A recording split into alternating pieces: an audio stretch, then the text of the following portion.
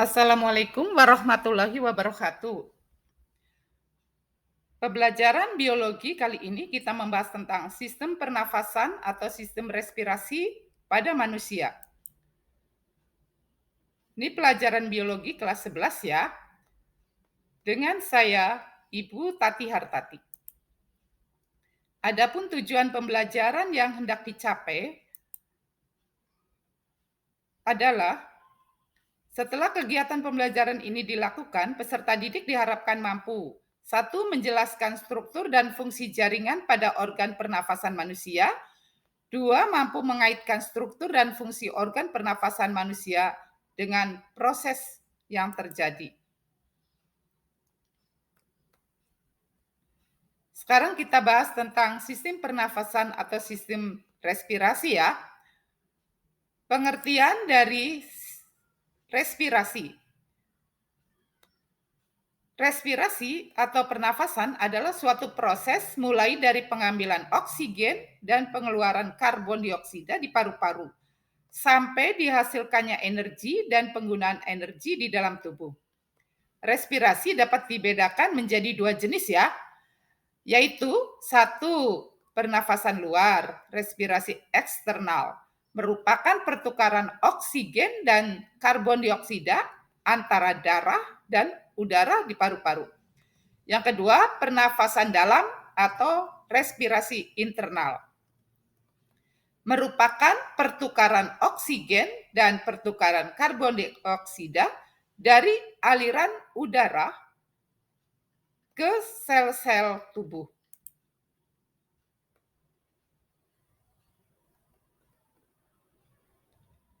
Kita bahas dulu tentang organ-organ respirasi. Organ-organ yang berperan dalam sistem respirasi atau sistem pernafasan mulai dari rongga hidung. Kita juga bisa memasukkan udara pernafasan lewat rongga mulut. Rongga hidung dan rongga mulut nanti akan bermuara di faring. Pada bagian bawah faring ada epiglotis. Nanti udara pernafasan akan masuk ke laring dan diteruskan ke trachea. Selanjutnya akan masuk ke bronkus dan menuju ke paru-paru sampai dengan ke alveolus. Sekarang kita bahas satu persatu ya. Rongga hidung atau cavum nasalis. Bagian-bagian di dalam rongga hidung yang berperan dalam sistem respirasi adalah sebagai berikut. Pada rongga hidung ini terdapat bulu-bulu hidung atau silia yang bertugas menyaring udara yang masuk. Selanjutnya, terdapat selaput lendir hidung yang menghasilkan mukus atau lendir, berguna untuk melembabkan dan menyaring udara kotor dan kuman-kuman penyakit. Di rongga hidung juga ini terdapat ada indera penciuman. Pada indera penciuman ini terdapat ujung-ujung saraf yang peka terhadap rangsang bau yang disebut dengan saraf olfaktori yang berhubungan dengan otak. Pada hidung ini ada daerah yang disebut dengan sinus hidung yang berfungsi untuk melembabkan dan menyaring udara. Kemudian saluran hidung ini nanti akan bermuara ke nasofaring. Nasofaring adalah bagian awal dari faring. Di sini ada tuba Fallopi. Maksudnya ada tuba Eustachius. Pada tuba Eustachius ini adalah merupakan saluran yang menghubungkan rongga hidung dengan telinga yang berfungsi untuk mengatur tekanan udara. Pada rongga hidung juga ada tonsil adenoid yang merupakan jaringan kelenjar limf yang berfungsi sebagai pelindung terhadap kuman penyakit. Sehingga di sini jelas ya, kalau kita memasukkan udara pernafasan lewat hidung, ada banyak keadaan yang bisa dilakukan oleh hidung ini terhadap udara yang masuk sampai udara pernafasan siap diterima oleh paru-paru. Hal ini tidak kita dapatkan kalau kita menghirup udara lewat mulut. Dari rongga hidung, kafum nasalis, nanti udara pernafasan akan masuk ke faring.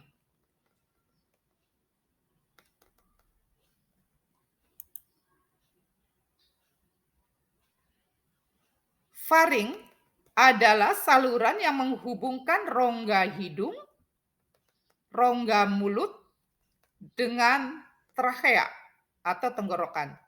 Pada faring ini terdapat dua saluran, yaitu saluran yang menuju ke paru-paru, nanti lewat trachea atau tenggorokan, dan satu lagi saluran yang menuju lambung atau esophagus atau kerongkongan.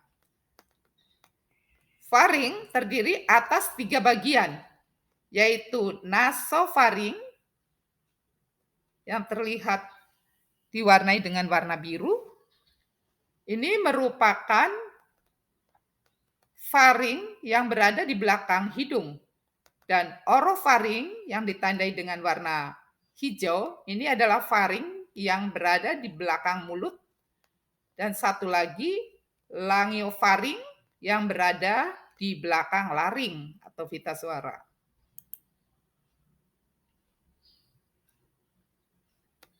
Organ yang ketiga adalah laring. Di bawah faring ini terdapat laring. Tepatnya letak laring ini adalah di daerah jakun.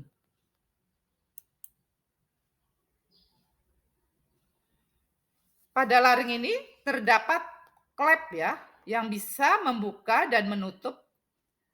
Ini yang disebut dengan klepnya ini epiglotis. Klep ini berfungsi untuk mencegah masuknya partikel makanan atau minuman ke dalam trachea apabila kita menelan. Pada daerah laring ini juga terdapat pita suara yang peka terhadap getaran udara yang keluar masuk, yang merupakan organ penghasil suara pada manusia.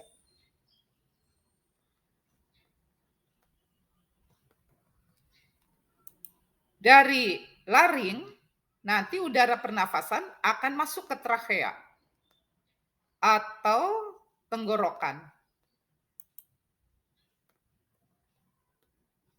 Trachea atau tenggorokan adalah merupakan pipa yang panjangnya kurang lebih 10 cm, yang sebagian terletak di daerah leher dan sebagian lagi terletak di daerah rongga dada atau torak. Dinding tenggorokan, dinding trachea ini dikelilingi oleh cincin atau gelang-gelang tulang rawan. Di dalam trachea ini terdapat epitel bersilia yang berfungsi menyaring benda-benda asing yang masuk ke dalam pernafasan. Di dalam trachea juga masih terdapat kelenjar mukus yang menghasilkan mukus atau lendir. Lendir ini berguna untuk melindungi dinding saluran pernafasan dari iritasi karena udara yang keluar masuk. Dari trachea, nanti trachea atau tenggorokan ini akan bercabang dua. Satu menuju ke paru-paru sebelah kiri, satu lagi menuju paru-paru sebelah kanan. Yang disebut dengan bronchus. Bronchus adalah percabangan trachea atau tenggorokan yang menuju bagian kanan dan kiri paru-paru. Bronchus kiri tersusun atas tulang rawan yang diselubungi oleh membran mukus dan selaput lendir. Begitu juga dengan bronchus kanannya. Percabangan bronchus ini akan mengarah pada banyak percabangan saluran udara yang lebih sempit di dalam paru-paru yang nanti disebut dengan bronchiolus.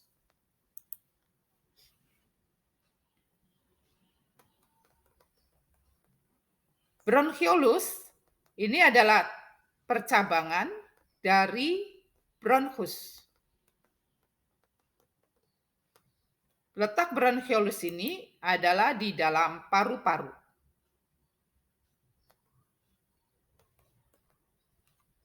Bronchiolus ini menghubungkan bronchus dengan alveoli. Agar udara bisa menyebar dengan rata di semua bagian paru-paru, perlu saluran yang lebih kecil. Disinilah fungsi bronchiolus mulai berjalan. Bronchiolus ini nanti akan berakhir pada ujungnya, yang nanti ujung bronchiolus ini merupakan gelembung paru-paru yang disebut dengan alveolus. Satu alveolus ini besarnya tidak lebih besar dari kepala jarum pentul. Ada jutaan alveolus dalam satu paru-paru, kurang lebih ada 300 juta alveolus ya.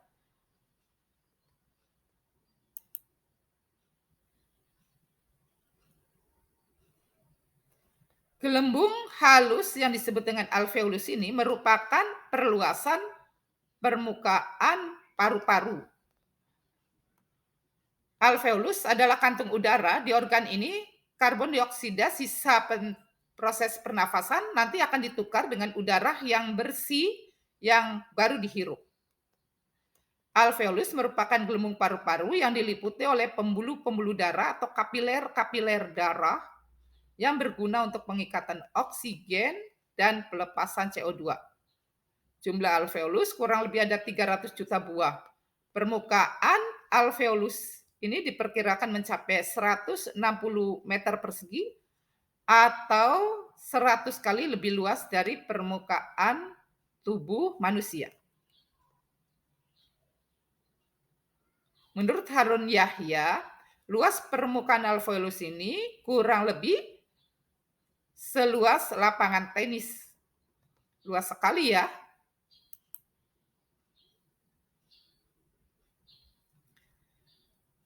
Alveolus itu terdapat di paru-paru atau pulmo.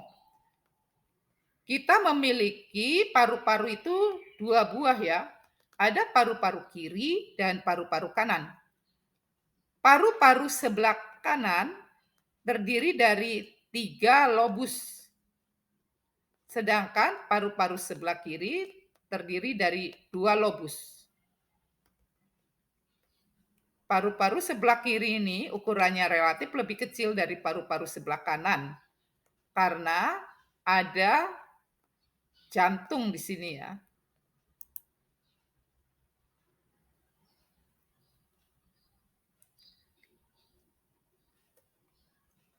Paru-paru dilindungi oleh selaput paru-paru yang disebut dengan pleura. Selaput paru-paru atau pleura ini berfungsi membungkus paru-paru atau melindungi paru-paru dari gesekan saat paru-paru mengembang dan mengempis. Antara selaput luar dan selaput dalam dari paru-paru ini berisi cairan pleura. Cairan pleura ini berfungsi sebagai pelumas paru-paru. Cairan pleura berasal dari plasma darah. Di sini ada 2 jenis pleura atau selaput paru-paru. Yang pertama, pleura visceralis, yakni selaput bagian dalam yang berhubungan langsung membungkus paru-paru. Sedangkan pleura yang satunya adalah pleura parietalis, yakni selaput yang membungkus rongga dada yang bersebelahan dengan tulang rusuk.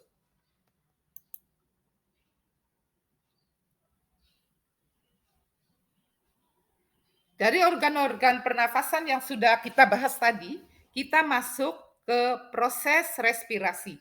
Bagaimana manusia itu bernafas, memasukkan dan mengeluarkan udara pernafasan dari hidung ke paru-paru dan keluar lagi ke hidung. Terus bagaimanakah perjalanan oksigen ke seluruh tubuh manusia. The respiratory system moves air through the nose, pharynx, larynx, Proses trachea, pernafasan and bronchus to the alveoli rongga where the hidung, gas exchange between faring, oxygen and carbon dioxide trachea, occurs. bronki, Nares bronkiolus, are the sampai dengan openings to the alveolus. nose. The Proses nasal pernafasan cavity dimulai is lined with dari cilia, keluar masuknya mucous udara membranes, and blood pernafasan dari capillaries. luar tubuh dan dari The air is paru-paru melalui filtered by rongga hidung. cilia, moistened Di by rongga mucous hidung membranes, dilapisi dengan and warmed by silia, the blood. selaput lendir, Air dan moves into the darah. pharynx or Udara throat, the pernafasan common akan passageway for disaring food and oleh air. silia, Air continues dilembabkan oleh on to selaput the lendir, larynx. dihangatkan oleh The darah. epiglottis, a flap Nanti of tissue in akan front of the masuk ke larynx, faring. closes off the Dari larynx when faring swallowing nanti to udara prevent food from pernafasan entering. akan masuk The ke larynx laring. or Di sini voice ada box contains the vocal folds. Epiglotis ini berfungsi The untuk trachea menutup or saluran windpipe connects the larynx to the trachea bronchial apabila kita tree. menelan. The cartilage Pada rings laring of the ini juga trachea ada prevent the trachea from collapsing. pita suara. Lungs are Udara spongy yang tissue with keluar masuk alveoli and nanti blood akan capillaries. menyebabkan Breathing occurs because paru-paru of the expansion and contraction of the trachea ini lungs. bersusun dari gelang-gelang The bronchi carrying the air Paru-paru yang subdivide into mengembang smaller dan branches called ini bronchioles. disebabkan At the karena end of each adanya bronchiole are the udara alveolar paru-paru. sacs. Udara The pernafasan yang alveolar keluar masuk sacs are paru-paru. surrounded by Udara blood capillaries pernafasan and nanti contain dari luar millions of akan single-layer mengisi ke alveoli cells where the alveolus gas exchange atau takes gelembung karpas. place. Di gelembung paru-paru ini di Oxygenated bibirnya air terdapat goes from the banyak nose to the pharynx, larynx, kapiler darah. trachea, bronchus, and Nanti akan alveoli. ada peristiwa By the diffusi process of diffusion, dari oxygen in the udara air moves from the pernafasan yang ada alveoli di to the alveolus. capillaries. Nanti akan diikat oksigennya masuk ke dalam The respiratory system moves air pembuluh through the darah. nose, pharynx, Oksigen akan larynx, berdistribusi trachea, masuk and ke dalam bronchus pembuluh to the darah. alveoli Dan where the CO2 gas exchange akan between oxygen dikeluarkan and dari carbon dioxide udara occurs. menuju ke Nares alveolus are the untuk openings to the selanjutnya nose. CO2 akan The dihembuskan nasal cavity keluar is lined with tubuh. cilia, mucous membranes, and blood Itu capillaries. adalah The bagaimana air is filtered by proses cilia, moistened by mucous bernafasnya membranes, manusia. and warmed by the blood. Adapun manusia itu bisa bernafas itu melalui dua cara ya. Mekanisme pernafasan manusia itu ada dua cara.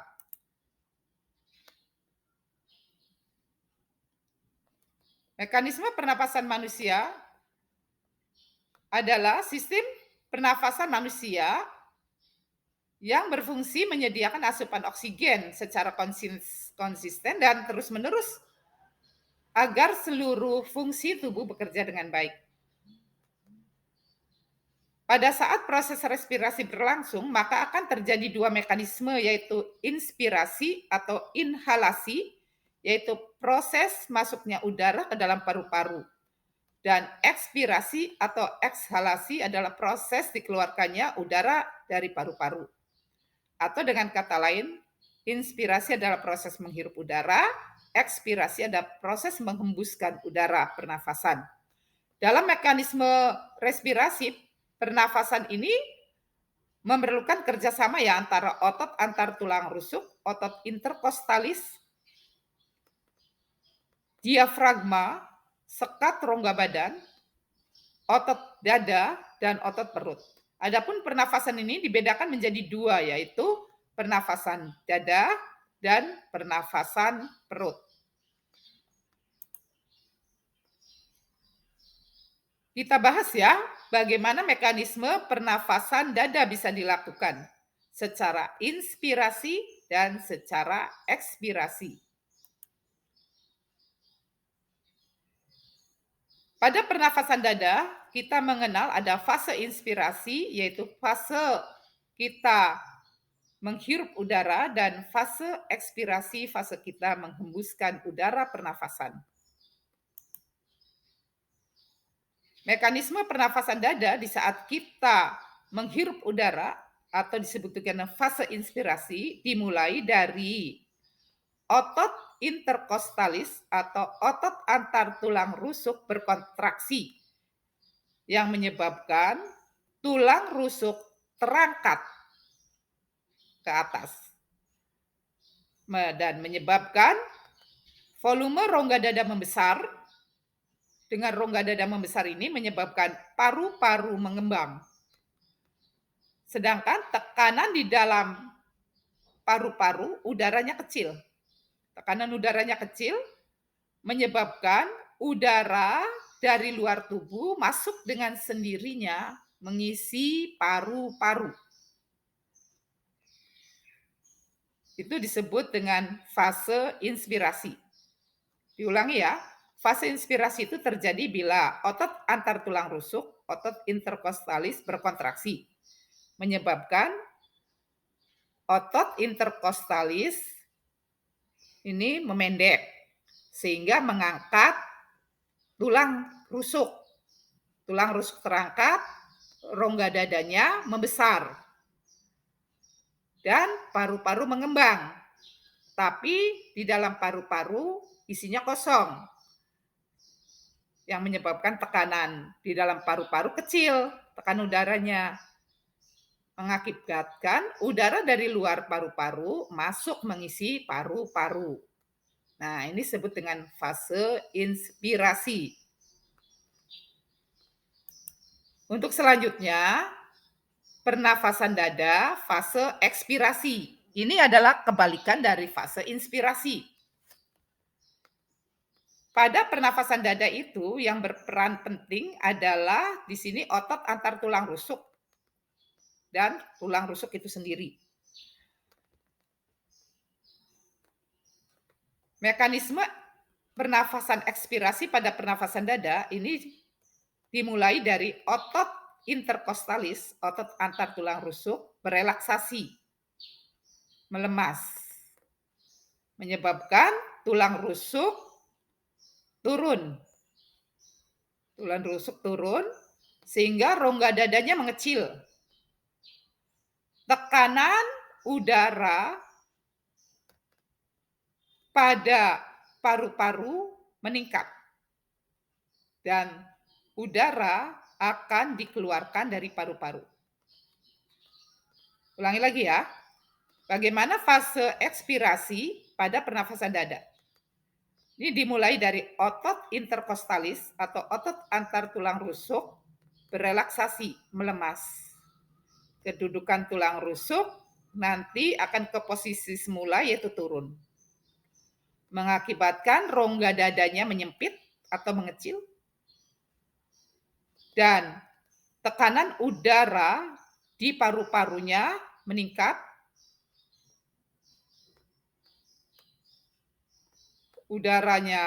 Tekanan udara di paru-paru meningkat, paru-paru mengempis, udara dari paru-paru dihembuskan keluar.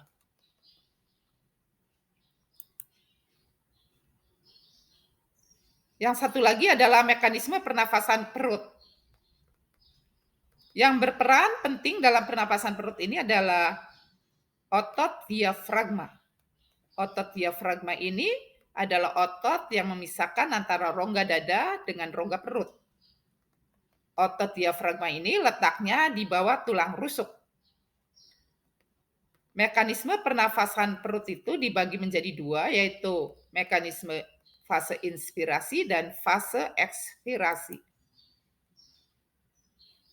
Bagaimana mekanisme pernapasan perut dengan fase inspirasi, yaitu fase menghirup udara dan fase menghembuskan udara, fase ekspirasi.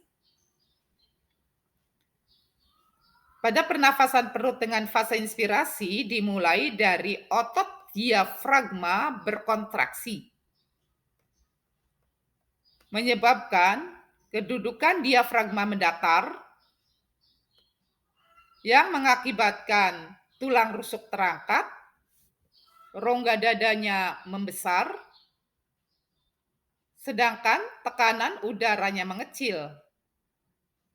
Dan diikuti paru-paru akan mengembang, mengakibatkan udara dari luar mengisi paru-paru. Ulangi lagi ya. Mekanisme pernapasan perut ini dimulai dari otot diafragma berkontraksi. Kedudukan otot diafragma ini mendatar, mengakibatkan rongga dadanya membesar. Diikuti paru-parunya mengembang. Tapi isi paru-paru kosong atau tekanan udara dalam paru-paru kecil. Akibatnya, udara dari luar tubuh manusia masuk mengisi paru-paru. Kemudian fase pernapasan perut yang kedua adalah fase ekspirasi. Ini kebalikan dari fase inspirasi pada pernapasan perut ya. Pada fase ekspirasi dimulai dengan otot diafragma berelaksasi atau melemas.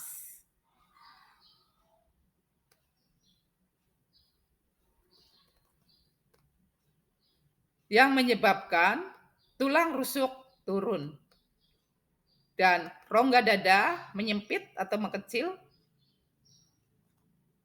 tekanan udaranya meningkat, udara dari paru-paru akan berhembus keluar.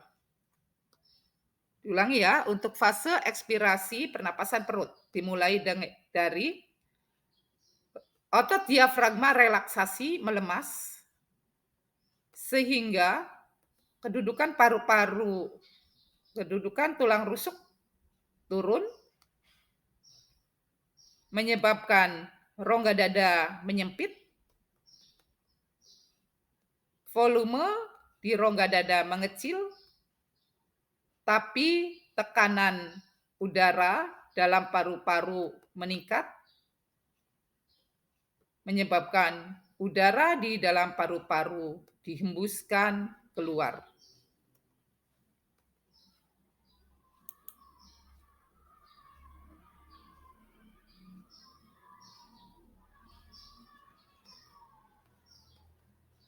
Kesimpulan dari sistem respirasi yang tadi dibahas ya.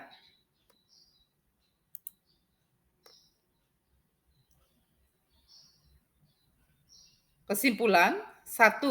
Sistem pernafasan pada manusia adalah sistem organ yang digunakan untuk menghirup oksigen dari udara serta mengeluarkan CO2 dan uap air. Alat-alat pernafasan berfungsi memasukkan udara yang mengandung oksigen dan mengeluarkan udara yang mengandung karbon dioksida dan uap air. 3. Tujuan proses pernafasan yaitu untuk memperoleh energi.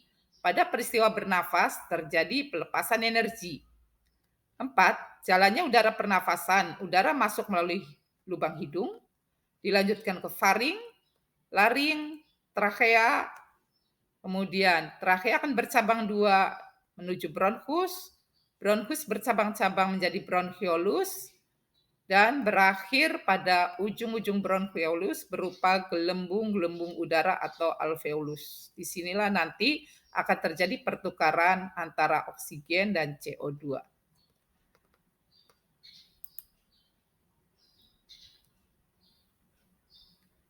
Sekian ya pembahasan tentang sistem respirasi atau sistem pernafasan pada manusia. Saya ucapkan banyak terima kasih. Akhir kata, wassalamualaikum warahmatullahi wabarakatuh.